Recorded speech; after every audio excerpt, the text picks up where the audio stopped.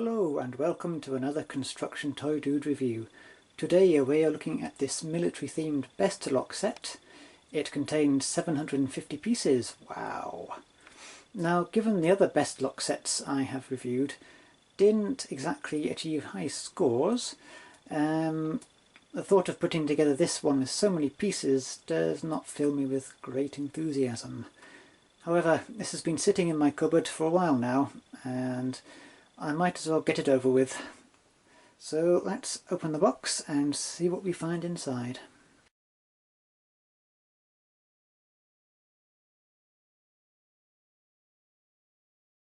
Actually, the Best-A-Lock logo seems to be on a sticker here. It's stuck on. I'm going to try and peel this off and see what's underneath. Well, my Indiana Jones efforts have merely succeeded in defacing a large part of the box here without discovering what was underneath. Tried the same on the side, and you can see there's remnants of another logo underneath. I'm not going to get to it, it's stuck on too hard. Anyway, there's some other clues.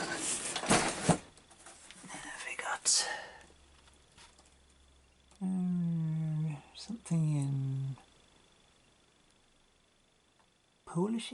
Kobe? Why is there a Kobe on this set which is made by Best-A-Lock? Inside we have various bags of parts. We also have this base plate or top plate for one of the vehicles. It's a all-in-one moulding. Rubber tracks for the tanks. None of the bags are numbered as to which vehicle they go up into making.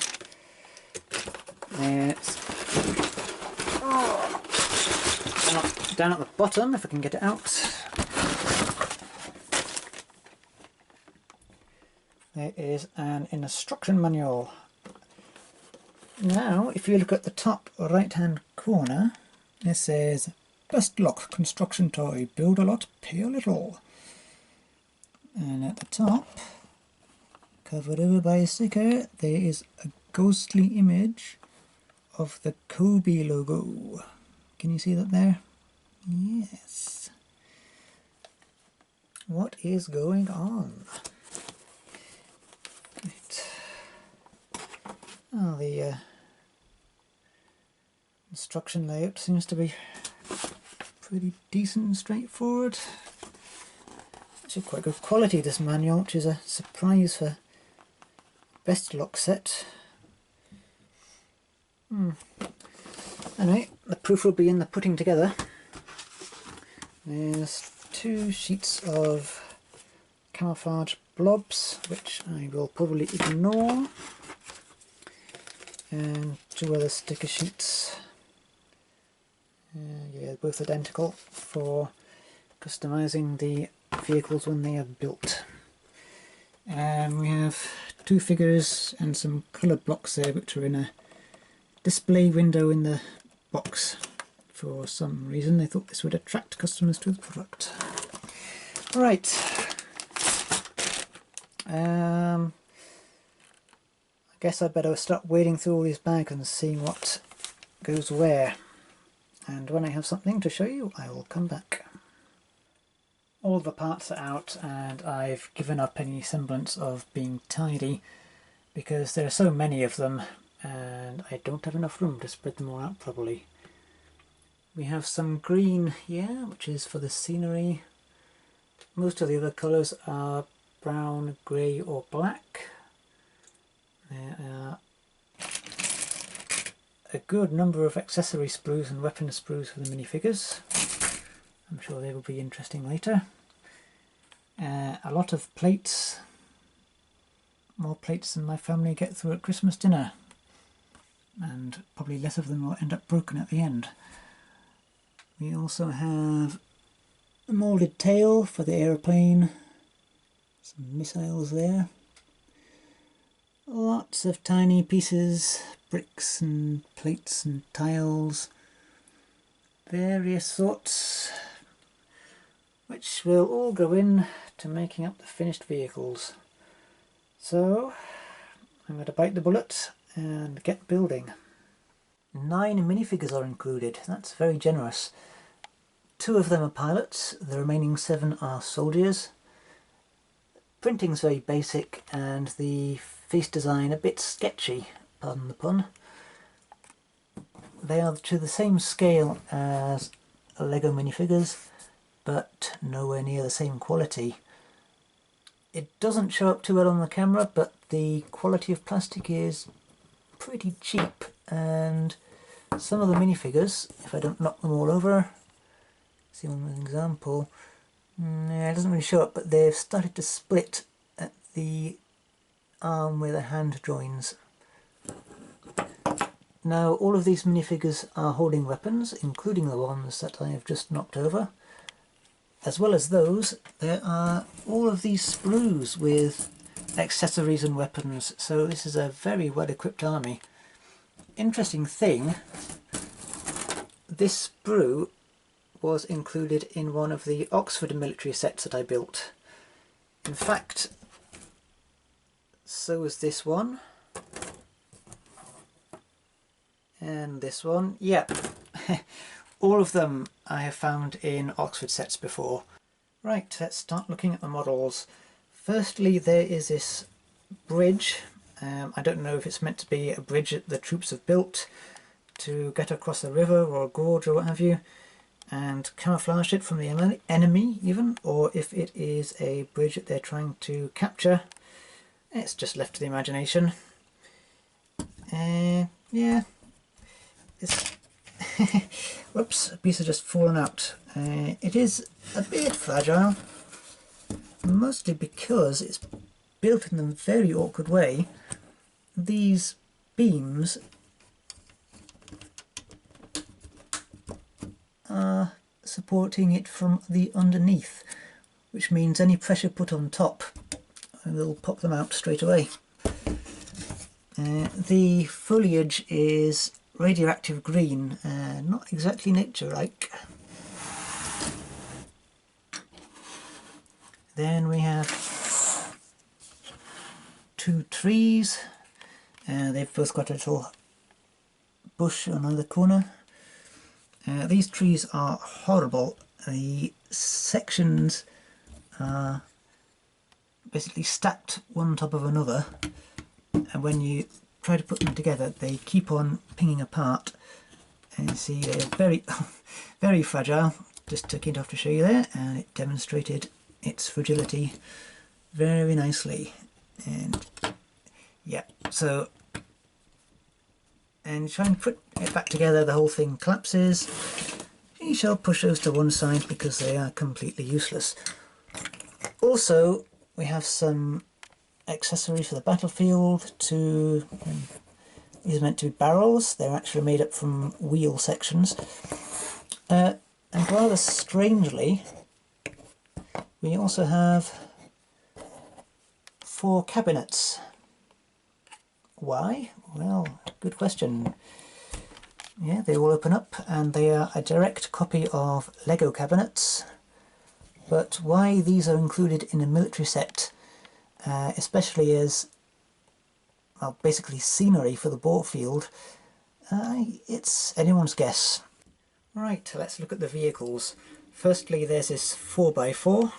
It's got an exposed engine block, which is a moulded piece here. It's quite basic, and yeah. Also, it's got this weapon mounted on the back, which is very flimsy. It falls off no bother at all, as do the sides. So yeah, it's not very play friendly, shall we put it that way, especially as the wheels do not turn. The wheels on the 4x4 do not go round and round all through the town. It fits 2 minifigures, one in the driver's seat of course, and one in the back with the weapon. But the overall look of it is just ungainly and ugly in my opinion.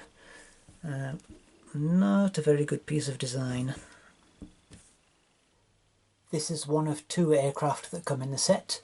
It's a helicopter, a very ugly looking one. The rotors spin as do the tail rotors, no problems there. The canopy doesn't fit over the cockpit properly, so the pilot is going to have a very drafty ride. Also, when you try and open the canopy, 9 times out of 10 it will fall off because it is only attached by 2 studs there. The minifigure can be seated in the cockpit, but there are no controls for them to use. Speaking of the minifigures, here's one of the pilots. The pilots are meant to have visors over their faces, which can be raised and lowered, but they were both missing, so these pilots have just the helmet without the visor. Also with the helicopter, it is very easy for the fuselage to come off the runners. And when you try and put it back on again, the sides often fall off as well because it's just shoddy. Shoddy, shoddy, shoddy. Right, in goes the minifigure. After a quick repair job, I will be right back. The other weird thing about this helicopter is there are no weapons or functions of any sort, so it's either just used for scouting or, I don't know, pleasure rides. But seeing as this is a military set, you'd think it would have at least some guns on it or something. Nah, don't like that at all.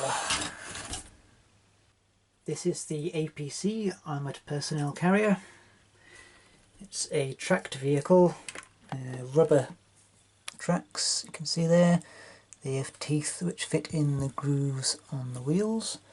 When you roll it along, the tracks and wheels do actually move quite smoothly. So that's a plus. On the top there is a hatch which can be lifted up. You can stand a minifigure in, like so. On the back there is a door which can be lifted up and troops can be put inside.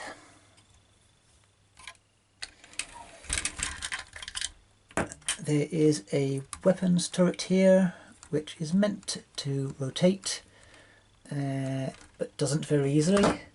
What it does do very easily is fall off. I've just noticed that when I was showing you how well the tracks and wheels turned, unbeknownst to me, on the other side of the vehicle the track had actually come off. So I take back everything I said about them. That was good anyway. The second aircraft of the set is a prop plane. Whee! Already a piece has fallen off, which is one of the missiles. It has 2 on either side, but the parts just don't clutch well enough to stay on. I mean, I'm probably going to have to get some super glue and just stick it on, because look at that. Pathetic. Anyway, this model is so fragile. I've actually made a modification to try and keep the wings on a bit better, and even then it still falls to pieces. And yeah, look at that. There goes the front of the plane, and the wings are just wobbling. Yeah. Really?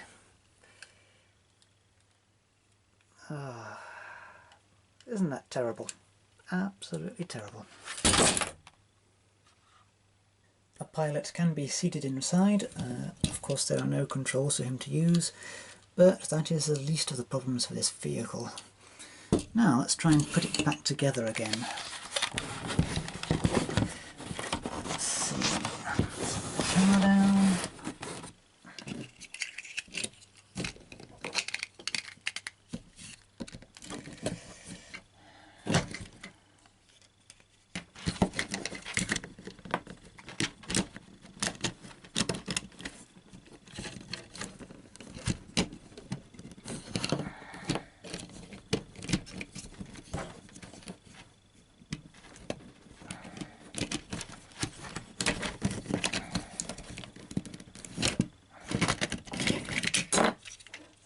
And second thoughts, let's not try and put it back together again, because it's a complete waste of time.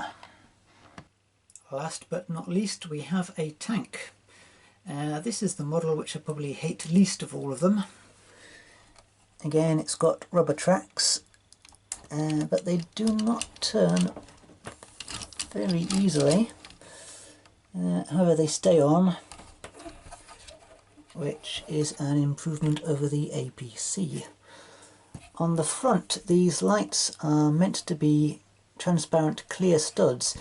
They were all missing, so I had to rummage in my spares and found these Lego transparent light blue pieces, which I've substituted. On top of the tank there is this mounted gun which pings off. A minifigure can be seated in the turret like so, and the turret can be rotated. Barrel can be lifted and lowered. An additional hatch is on the front here, which swings to one side, and then you can stand a second minifigure in it. Yeah, I mean, it's okay. Let's move on to the all-important final scores, starting with design. This gets a 2. Number 2, how appropriate. Because whilst the tank is okay, the rest of the models are just so fragile and ugly. None of them look good. I'm probably being generous even giving it a 2, to be honest. Quality, well, I'm going to give it a 2 again. Surprisingly, the pieces are quite well moulded. They're not covered in flash or uneven like other Bestlock sets have made. But again, they don't fit together very strongly, and everything just falls to pieces at the touch of a finger, a touch of a feather even. Buildability, I'm going to give it a 2, because building the plane and building the helicopter is so frustrating. I actually swore many times when I was putting them together. I don't swear in front of camera, of course, because I like to keep this a child-friendly channel. But there's nothing involving, there's nothing which makes it go, oh wow, when you're building it. Value for money, I'm going to give this again a 2. This item was listed on eBay originally for £40. Yes, that's right, £40. Once I'd stopped laughing, I hit the watch button. In a couple of months the seller had reduced the price to £10, at which point I bought it. I can't remember whether postage and packaging was free. If it wasn't free, it wasn't very expensive, else I would have remembered. But again, I'd rather pay £10 for something decent. Play value, 2 for play value, because no child can actually play this properly. They just get frustrated as things collapse, bits fall off. They wouldn't have any fun with it apart from the tank. All the accessories are decent. If you take them and give them to different minifigures from a different range, a different brand even, then you could have some fun with them, I guess. This gives a total score of 2, 4, 6, 8, 10 out of 25. Wow. And yet I keep buying Bestlock sets. When will I ever learn? I'm going to have to do some more research about the Kobe connection and why this appears to be a Kobe set which has had Bestlock brand slapped all over it. Kobe are much better quality than Bestlock, so whether this is a set that Kobe sold to Bestlock or Bestlock decided to clone it, I really don't know. Anyways, thank you very much for watching. If you've enjoyed this, why not leave a comment or hit the thumbs up or subscribe buttons. If you're looking for more viewing, please check out the channels that I have subscribed to and you won't be disappointed. Okay, that's everything for now, and I will see you next time when I can with another Construction Toy Dude review.